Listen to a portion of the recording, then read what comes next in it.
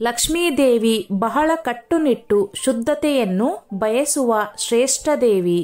ಈಕೆಯ ಪೂಜೆಯಲ್ಲಿ ಕೊಂಚ ಭಂಗ ಬಂದರೂ ಲಕ್ಷ್ಮೀದೇವಿ ಸಹಿಸುವುದಿಲ್ಲ. ಐಶ್ವರ್ಯ ಸ್ವರೂಪಿ ವರಮಹಾಲಕ್ಷ್ಮಿಯನ್ನು ಮನೆಯಲ್ಲಿ ಪ್ರತಿಷ್ಠಾಪಿಸಬೇಕಾದರೆ ಅಪ್ಪಿತಪ್ಪಿಯೂ ನಕಲಿ ತಾಳಿಯನ್ನು ಬಳಸಬೇಡಿ.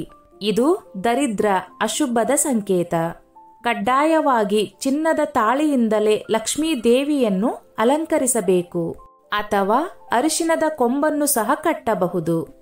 ಅರಿಶಿನದ ಕೊಂಬು, ಗೆಜ್ಜೆ ವಸ್ತ್ರ ತಪ್ಪಿಸಬೇಡಿ. ಲಕ್ಷ್ಮೀ ಕಳಸಕ್ಕೆ ಬಾಯಿಯ ಬಳಿ 9 ಸುತ್ತು ಅರಿಶಿನ ದಾರವನ್ನು ತಯಾರಿಸಿಕೊಂಡು ಅದಕ್ಕೆ ಅರಿಶಿನದ ಕೊಂಬನ್ನು ಕಟ್ಟಿ ಅದಕ್ಕೆ ನೀವು ಅರಿಶಿನ ಕುಂಕುಮವನ್ನು ಹಚ್ಚಿ ತಾಳಿಯನ್ನು ಅದಕ್ಕೆ ಹಾಕಬೇಕಾಗುತ್ತದೆ. ನೀವು ಯಾವುದೇ ಕಾರಣಕ್ಕೂ ಗೆಜ್ಜೆ ವಸ್ತ್ರವನ್ನು ಮರೆಯುವಂತಿಲ್ಲ.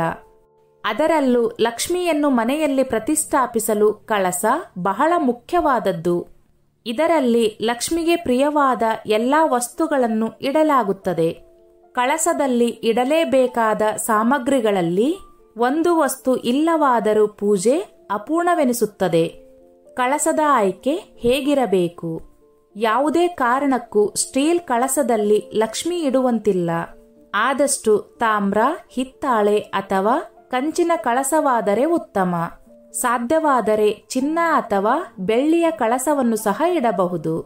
ದೇವರಿಗೆಂದು ಬಳಸಿದ ಕಳಸವನ್ನು ಇತರೆ ಬೇರೆ ಕೆಲಸಗಳಿಗೆ ಬಳಸುವಂತಿಲ್ಲ.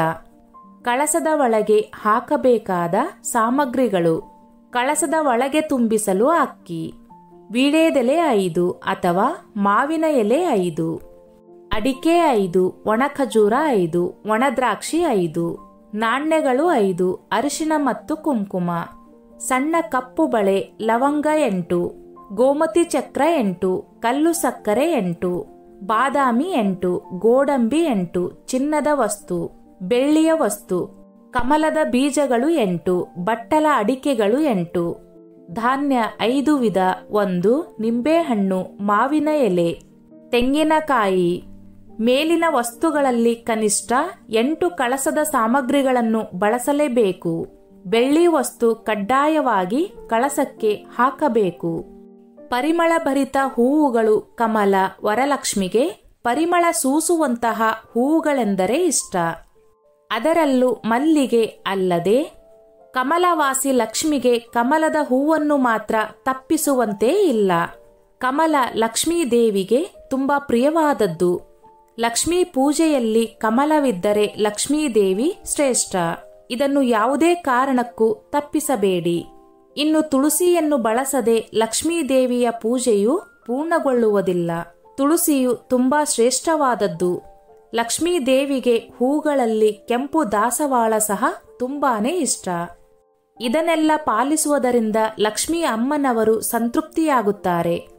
ಸ್ನೇಹಿತರೆ, ಈ ನನ್ನ ಮಾಹಿತಿ ನಿಮಗೆ ಇಷ್ಟವಾಗಿದ್ದಲ್ಲಿ ದಯವಿಟ್ಟು ಶೇರ್ ಮಾಡಿ, ಲೈಕ್ ಮಾಡಿ ಮತ್ತು ಸಬ್ಸ್ಕ್ರೈಬ್ ಮಾಡಿ.